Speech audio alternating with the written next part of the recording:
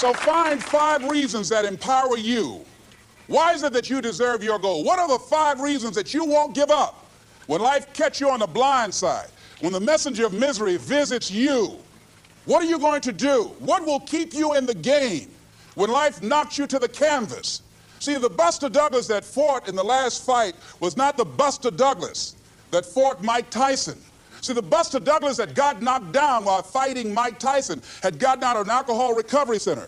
His mother had died. His wife was ill with a terminal illness.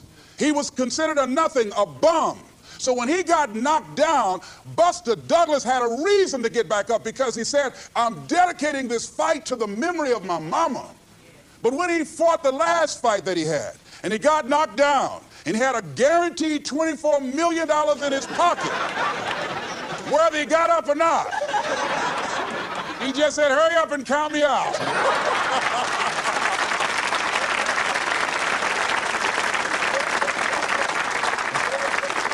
And I don't blame him. Why get hurt? I said, no, why'd you leave so soon? Somebody's about to get hurt, me. So you got to have some reasons that when life knocks you down, and it's going to, it's going to knock you down. When people disappoint you, and that's going to happen. When they betray you, and that's going to happen. When they lie to you, and that's going to happen. When they say, oh, you can count on me, and they won't show up, and that's going to happen. When you want to throw in the towel and give up yourself, and that's going to happen. When life collapses on you and catch you on the blind side, it drop you to your knees and start choking you. You got a dream? No, I ain't got no dream. And that's going to happen. What reason can you remember that you can call on, that you can reach on, that can make you get back up? Find that reason. Because when life had knocked me down, I said, life, I'm doing this because I want to make my mama proud of me. I'm doing this because I want my children to have a better life than what I have. I'm doing this because all my life I've been told I'd be a loser, that I wouldn't make it. All my life I heard people say, maybe take them back to the welfare department. I'm doing this to make them alive. I believe, like Frank Sinatra, he said, the best revenge in life is massive success. I'm doing this so I can become massively successful. And with that kind of courage, with that kind of affirmation and reason to empower me, I got a saying that when life knocks you down, try and land on your back, because if you can look up, you can get up. All right?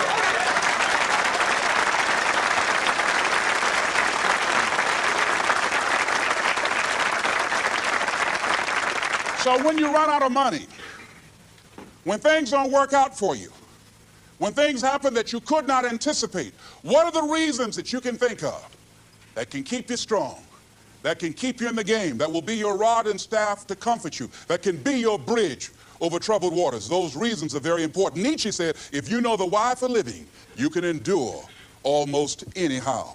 So find out the reasons that you do what you do. Find out the reasons that will make you strong, that will make you walk by faith and not by sight, that will make you pursue your dream when everybody is against you or don't believe in you no more. And let me tell you something, that's a lonely feeling. It's a lonely feeling, particularly people that you're doing it for, or people that stand to benefit the most, or people who should be the #1 members in the encouragement club, but they end up saying, you can't do it, and they become members of the discouragement club. Oh, it hurts very badly. I know what that's like. Have people that you love close to you that look at you with that look and say, why don't you try something else? Why don't you give up? I said, but this is my life. I have got to do this. Les, you had a good job at Sears. That man like you. Mama, I can't go back to Sears. I got to be my own boss. I can't do that. I mean, you know, it's ladies and gentlemen, you know, when you work on a job that's dead end, you can see the ceiling already. It's like going in the middle of a movie. And after you've seen the movie, sitting back through that over again, there's something missing. You know the hero's not going to die. You know what the outcome is already. And so that's why a lot of people, a lady was telling me, she said when she went to work, it felt like a refrigerator fell on her shoulder as soon as she stepped in. Because she knew she'd gone as far as she could go. See, they're paying her just enough to keep her from quitting, and she's worked just hard enough just to keep from getting fired. How many of you know people like that? Raise your hand. The ones of you who didn't raise your hand, you the one. I'll just tease it, all right? Here's something else. Make a commitment to be happy. See, you know, I have you laughing a lot. See, life is too short going through and looking homely, tired, and ugly. Sometimes we take life too seriously. Oh, no. Make a commitment to be happy. Find little things just to get tickled about. and laugh. Find ways to be happy in the moment. A lot of people say, well, I'll be happy when I pay off all my bills. No, no, no. I'll be happy when I get my divorce. Oh, no, no, no. I'll be happy when the children are gone. Oh, no, no. You want to be happy now. See, there are no guarantees. No one say you're going to be here 2, 3, or 4 years from now. So you want to be happy right now, in the moment. Repeat after me. I must make a commitment. I must make a commitment to be happy. To be happy. Right now. Right now. Right now. Right now. It's all I got. All I got. Shake somebody's hand on your right and left and say, you deserve to be happy.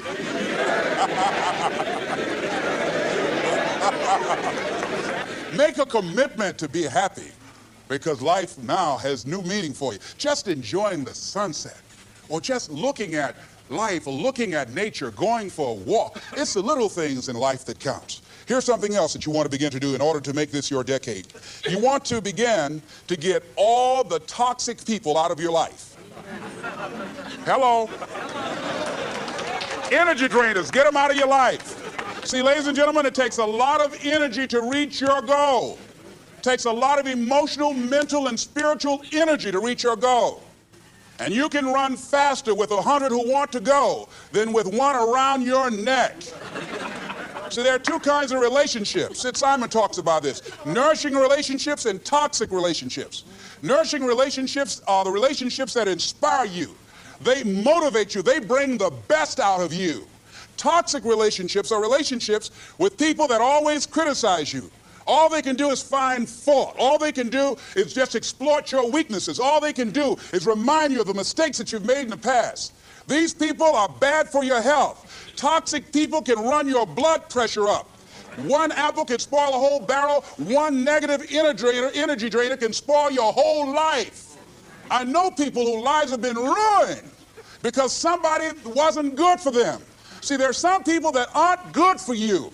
Hello? They aren't good for you. You've got to get them out of your life. See, a lot of people put up with a lot of foolishness because they don't want to die by themselves. Here's what I believe. I believe in a one-to-a-box theory.